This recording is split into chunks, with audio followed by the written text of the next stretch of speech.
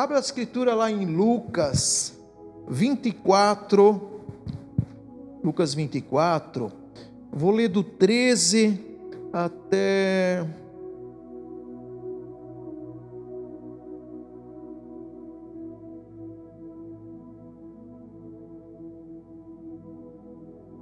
o 31. Dois discípulos no caminho de Emaús.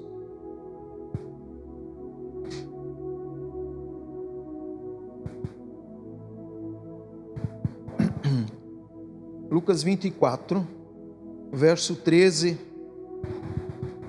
até o 31. Amém? Glória a Deus. Então diz a minha tradução, vai falar assim, ó. E eis que no mesmo dia iam dois deles para uma aldeia que distava de Jerusalém 60 estádios, cujo nome era Emaús. E iam falando entre si de tudo aquilo que havia sucedido. E aconteceu que, indo eles falando entre si, fazendo perguntas um ao outro, o mesmo Jesus se aproximou e ia com eles. Mas os olhos deles estavam como que fechados para que não o conhecessem. E ele lhe disse: que palavras são essas que caminhando trocai entre vós? E por que estáis tristes? E respondendo um, cujo nome era Cleopas, disse-lhe: és tu peregrino em Jerusalém e não sabe as coisas que nela têm sucedido nestes dias? E ele lhes perguntou: quais?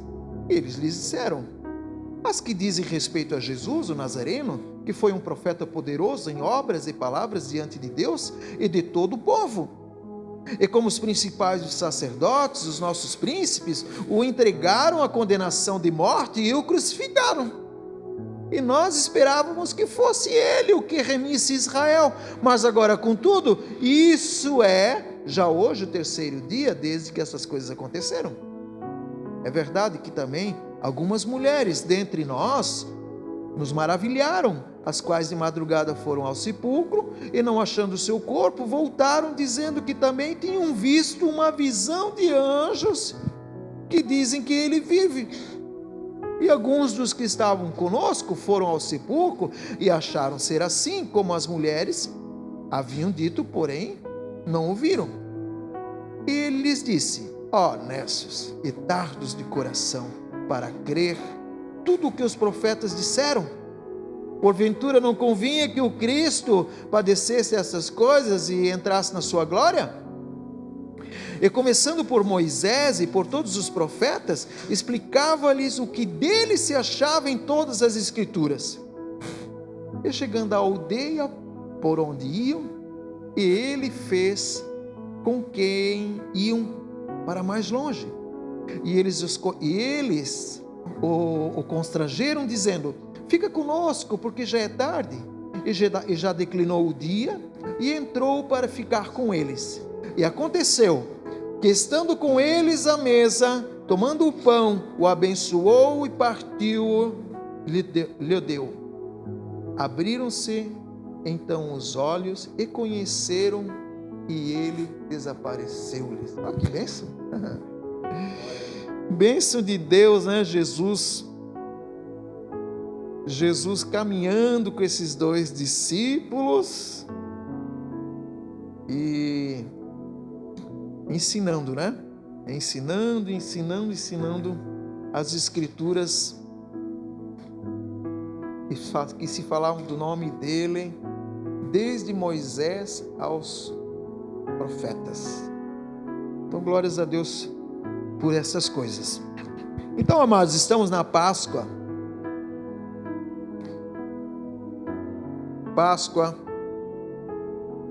O dia que Jesus nos trouxe, Jesus implantou graça. É uma palavra que nós ouvimos o tempo todo, mas nós não merecíamos de grande salvação, nós não merecíamos da misericórdia do Senhor, mas o Senhor Deus, através de Jesus Cristo, ele fez um acordo, que é: se você reconhecer que Jesus é teu Senhor, você participa da graça. Se não, não tem jeito. Então essa é a nova aliança, né? Que é o sangue do Cordeiro, né? Nós somos lavados pelo sangue do Cordeiro, somos justificados, tá? Quando é justificado, está resolvido o lance, tá? Está justificado, está resolvido o lance. Não tem mais nem aquilo, tem que fazer aquilo, não. Se está justificado, está justificado. PT saudação. Essa é a questão. Enfim, na crucificação, olha só, às vezes nós pensamos assim, ó, nossa, nós batalhamos tanto, né, com nossa vida de crente, aí o abençoado no final da sua vida aceita Jesus e vai assim mesmo para o céu? Vai assim mesmo para o céu.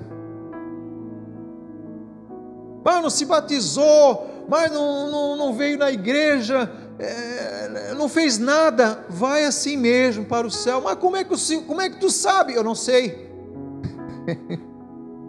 Eu não sei, isso aí são coisas que pertencem a Deus. A Bíblia diz que as coisas ocultas pertencem ao Senhor. Mas o fato é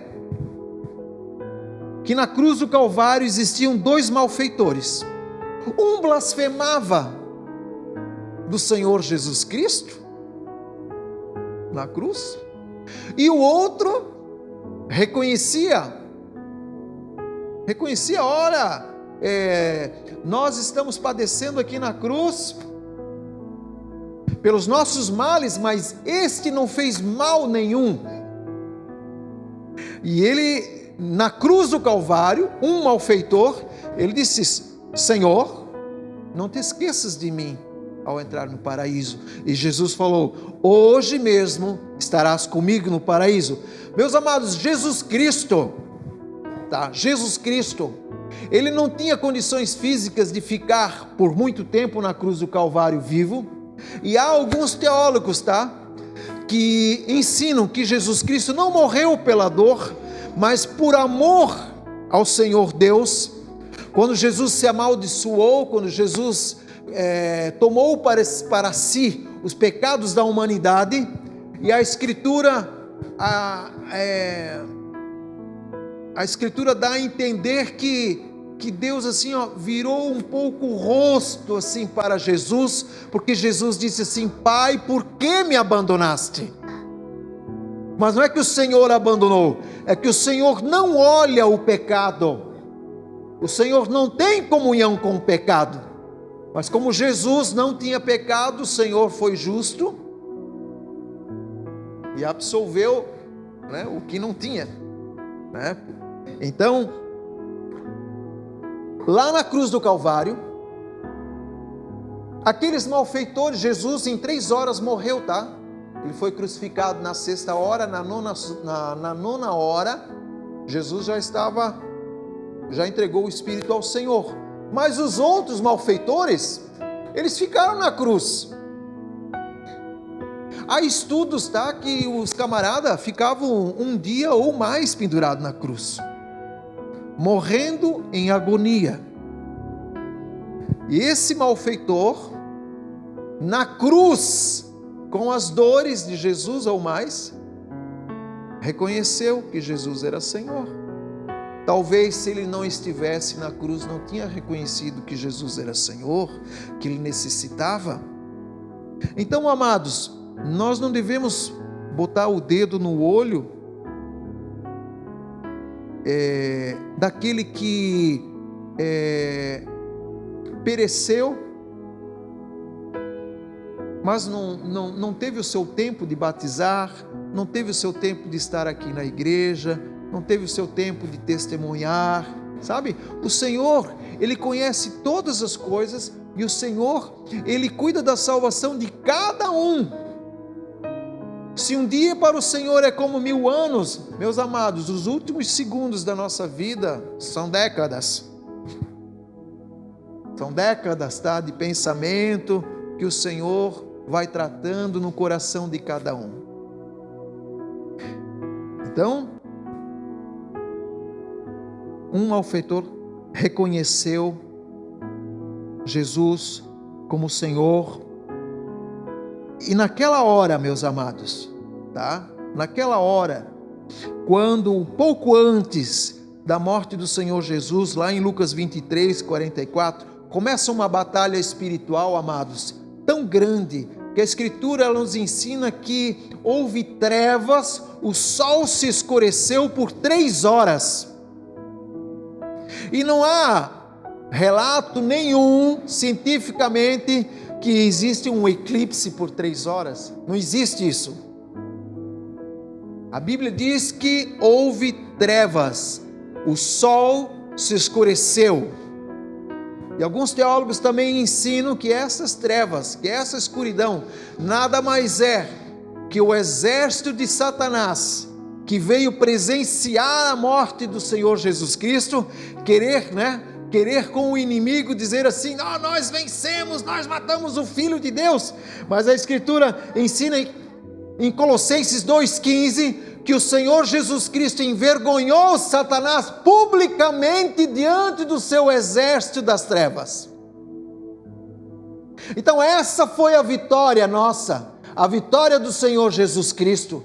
Quando eles acharam que estavam matando o Senhor Jesus Cristo e que a humanidade não havia salvação, o Senhor Jesus Cristo, tirando assim uma carta da manga, Ele diz: Pai, eles não sabem o que fazem, perdoa os seus pecados, Senhor. E aí, aquele momento, o Senhor Jesus lançou sobre si todos os pecados da humanidade, e ali, Ele crucificou Satanás consigo na carne, na cruz. Então, glórias a Deus pela vitória do Senhor Jesus. São coisas que nós vamos entender, essas coisas espirituais, na glória, tá? Hoje a nossa mente, estamos há 2000 anos depois, nós não entendemos essas coisas, mas nós vamos entender na glória do Senhor. Será assim maravilhoso como o Senhor vai revelar todo esse episódio, todo esse plano de salvação, sabe, amados? Então, bênção de Deus. Então aí agora, Jesus crucificado na cruz, derrotou Satanás, entramos agora na graça, e agora tudo por meio de fé, tudo por meio de crer, tudo por meio de autenticar Jesus em nossas vidas. Nunca a questão de fé foi uma coisa fácil na vida. Jesus Cristo ressuscitou, e o Senhor assim, Ele sempre fez de uma forma assim, contrária à mente humana. As primeiras pessoas que presenciaram a ressurreição de Jesus Cristo foram algumas mulheres, como Maria Madalena, Maria, mãe de Tiago, agora não lembro se é uma Marta da vida, mas Joana, presenciaram a ressurreição do Senhor Jesus Cristo. Deus é mais. E o problema era o seguinte: a mulher não tinha voz ativa na época. O que a mulher falava não valia nada. E elas chegaram e disseram: o mestre ressuscitou, Jesus ressuscitou. E os apóstolos, pasmem, os discípulos não creram. Jesus ensinou o tempo todo que ele ia ressuscitar no 3º dia. O abençoado do Pedro não creu. Não é verdade isso dali? Vocês estão variando da cabeça? Não, vamos lá ver. E o que aconteceu? Foram lá, cadê o homem? Não está lá. Não estava lá, amados. E eles ficaram nessa incredulidade assim um bom tempo, tá? Jesus teve que aparecer, pessoalmente. E meu filho, vocês estão um pouquinho vazios de fé, né? Vocês ficam em Jerusalém até receber do alto poder, porque senão, desse jeito, vocês não vão conseguir fazer a obra do Senhor, não, tá? Então, amados, e daí Jesus aparece para aqueles dois discípulos ao encontro de Emaús, no caminho de Emaús. E daí, lá em Lucas 24 e 32, eles contam da experiência que eles tiveram com Jesus, amados.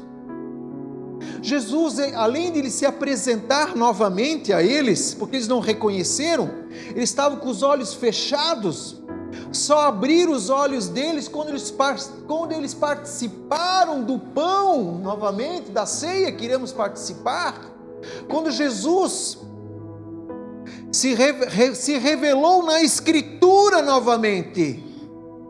Amados, isso ensina que nós temos que ensinar a Escritura o tempo todo.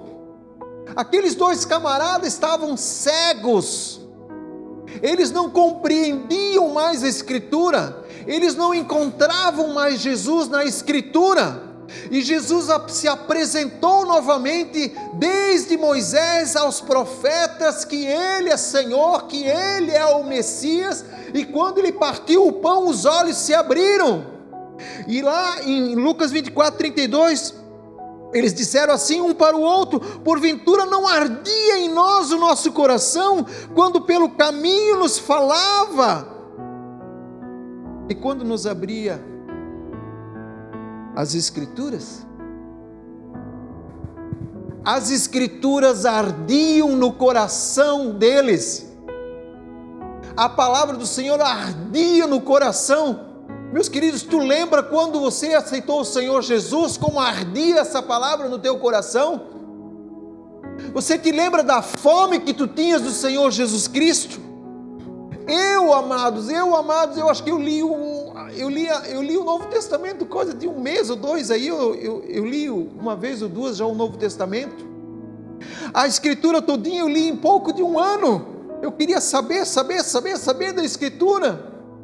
Como eu me maravilhava quando eu encontrava assim versículos na Escritura. Eu lembro, me falaram. O pastor falou aquela vez no culto. Aquele irmão que me ganhou para Jesus, ele falou aquela vez. Eu achei aquela frase na Escritura, sabe? E aí são versículos bíblicos, amado, que eu nunca mais esqueci. Eu desde novo assim tinha um chamado no evangelismo, né? Eu queria passar Jesus assim de tudo quanto é jeito para as pessoas, e eu queria saber mais. E isso era nada mais que o primeiro amor, queridos, fluindo dentro de nós. Com o passar do tempo, às vezes nós relaxamos na alimentação diária. Meus amados, assim como nós tomamos o café, nós almoçamos ou jantamos para a saúde do nosso organismo, a nossa alma, ela precisa se alimentar de uma forma regrada. Tenha regras em se alimentar espiritualmente. Tenha regras. Hoje eu vou subir o monte, glória a Deus. Hoje eu quero ler a Escritura. Hoje eu vou ter o meu tempo de orar. Tenha regras, tenha disciplina em como se alimentar do pão da vida. Isso vai te fazer bem. Isso vai te fazer ter aquela alegria do Senhor o tempo todo. Por isso que esses irmãozinhos aqui no caminho de Emaús, que não se alimentavam da Torá, que eles não se alimentavam, ele falou para Jesus assim, quando tu é peregrino de Jerusalém, tu não sabe dessas coisas, cara, entendeu? Os caras eram careca de saber da Torá, da lei, dos profetas, mas eles tinham esquecido, e viviam de uma forma religiosamente que a palavra não ardia mais nos corações. Quando a palavra arde no coração, tu deixa de ser religioso e passa a ser crente no Senhor Jesus Cristo. Queridos, nós usamos uma placa Assembleia de Deus, mas isso não é importante. O que é importante é Jesus na veia. Eu tenho que ter essa paixão do Senhor Jesus Cristo. De qualquer forma, eu não vou conseguir exercer o meu ministério, eu não vou conseguir evangelizar, eu não vou conseguir impor as mãos, nem mesmo profetizar na vida dos amados, na vida do meu próximo. Jamais vou conseguir profetizar bênçãos se a palavra do Senhor não arder no meu coração. Como que eu vou entrar no hospital ou mesmo numa cadeia para orar por aquele que está aflito? Não diz a Escritura: estive enfermo, não me visitaste, estive preso, não me visitaste. Nós precisamos estar com a palavra ardendo no coração, ardendo no coração. Aleluia, por estas coisas. Então, a sua presença, a presença do Senhor Deus, ela causa um bom efeito no coração. A palavra do Senhor, ela causa bom efeito no coração. Às vezes você está desanimado, deprimido, oprimido, é por causa que a palavra precisa ganhar uma oxigenação no teu coração, dentro da tua alma. Querido, se você está oxigenado da palavra, você vai produzir no dia a dia, na semana. Você não está depressivo, você não está amargurado, você não está de cabeça cheia. Tu sabe que a solução vem do Senhor. Tem 1000 coisas para resolver, mas eu estou amparado. Meus pés estão andando em solo firme, não é sobre areia.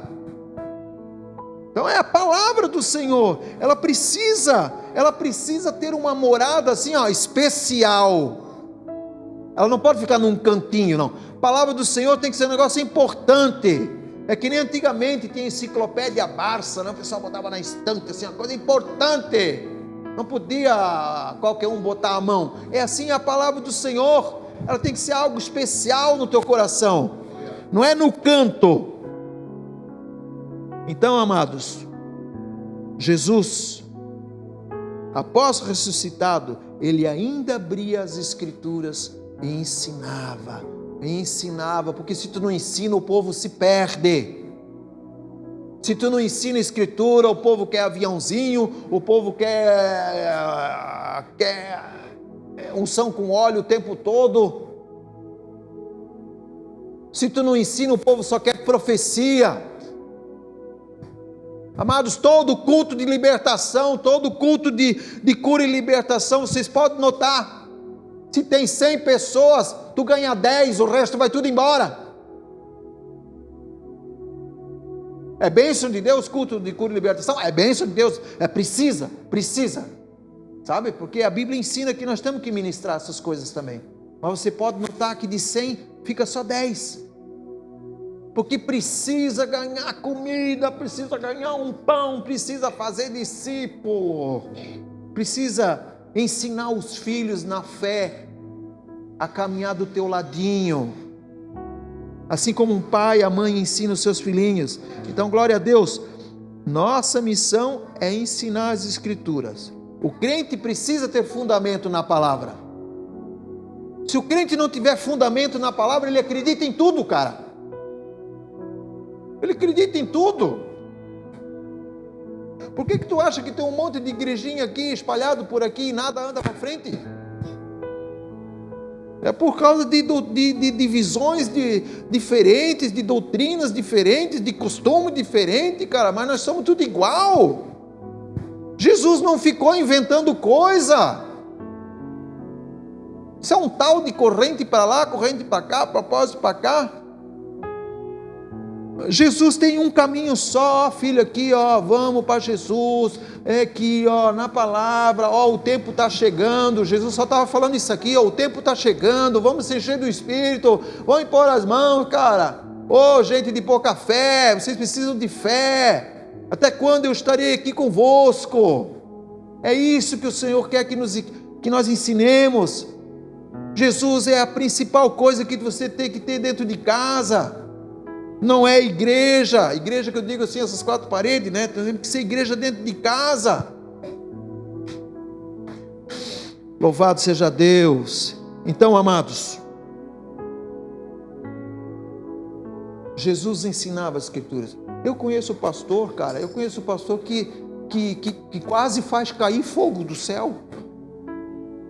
Daí quando tu convida para orar no monte, o cara não vai.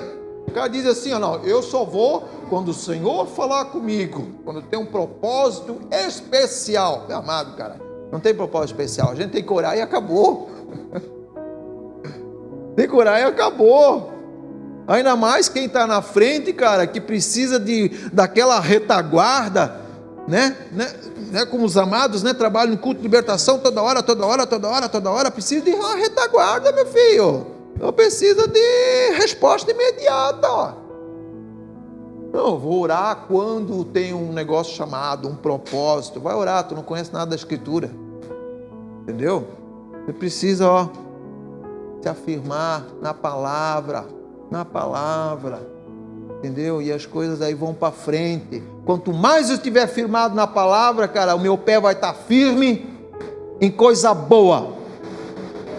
Quanto mais eu firmar meu pé na palavra, minha casa vai bem, a minha casa está firme.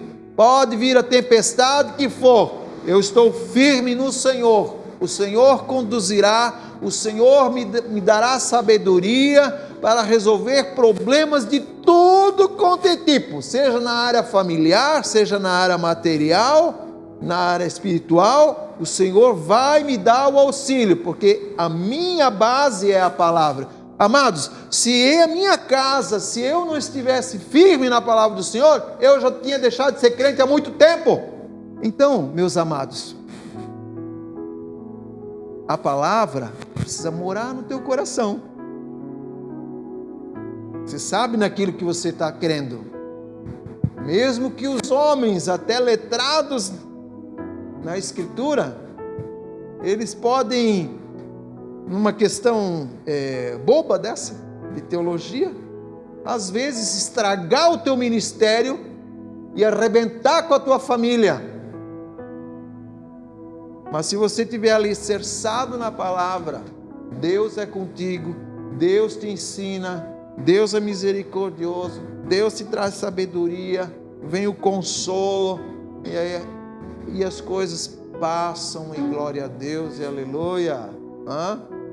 Então louvado seja por tudo isso. Então, amados, cada um de vocês tem as suas lutas. Eu já tive as minhas, também tenho ainda, mas tenha um bom ânimo, que a tempestade passa, mas não deixe a palavra ficar de escanteio. Tenha a Escritura sempre ardendo no coração. Vocês verão a glória do Senhor em breve, em breve, em breve. Amados, a cruz, ela mata o homem interior, tá? Que nós precisamos nascer de novo. Mas a palavra do Senhor, ela ressuscita o homem. É a palavra do Senhor que ressuscita o homem, tá? É no nome do Senhor Jesus que nós ganhamos a vida eterna. É no nome do Senhor Jesus que nós temos parte dessa herança. É no sangue do Cordeiro que somos lavados e remidos de toda a culpa. Então, amados, tenha a palavra no coração. Sempre, sempre, sempre. Você vai ver que a tua vida, ela vai ter assim um rumo diferente, mas assim, ó, resiliente, com constância, com firmeza, com alegria no Senhor, com autoridade e bênção de Deus. Amém, amados?